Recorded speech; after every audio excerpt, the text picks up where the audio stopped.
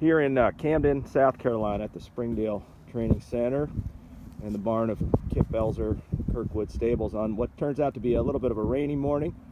So Kip, maybe you can tell us a little bit about the facilities here and the courses you have available for the horses even on a rainy day like today. Well, that's the wonderful part about being here at Springdale. We've got lots of choices on where to train, different surfaces. Today the dirt surfaces, both tracks are pretty sloppy, so we just moved over and trained on one of the several grass courses, and we never miss a day that we don't choose to miss. Yep, I may even scan over. You can see how sloppy that dirt track is, and our horses just did a little piece of work on that interior grass course, which remained pretty firm. So Kip, could you talk about this group of 6 yearlings, now 2-year-olds we have this year, maybe compared to the last few Gallop groups we've had? I'm very, very pleased that, we got the early miles and days in from yearling sale time, September, October, right through till Christmas and the first of the year, and they're just all starting to widen out, get that little bit stronger, and just start on the upward trajectory to real fitness mentally and physically, and kind of get the idea, know what they're doing. They're all just making I think, ideal progress. Terrific. And Joe Miller, of course, here in from Lexington.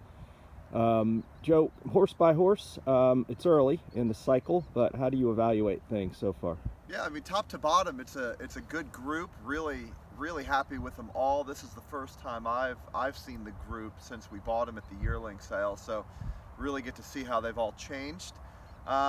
The fillies, I think both the fillies are doing really well. The hard spun filly has plenty of size to her. She's got a great hip, really good way of going. She really stood out to me as one that just really has done well since the sale.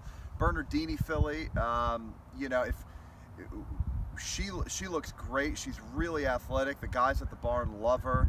If she was an inch taller, she cost $25,000. If she was an inch taller, you probably could have added a zero to the end of that sales price. She would have cost probably $250,000. She's a really nice filly, and she keeps doing everything the right way, and really happy with them. I mean, Kip, what are your thoughts about the colts? I think the Violent Sophronia colt is just getting bigger, stronger, moving extremely well. The Street Sense colt we just saw go a minute ago, he needs to grow and furnish out a little bit. He would be just a shade behind the other ones.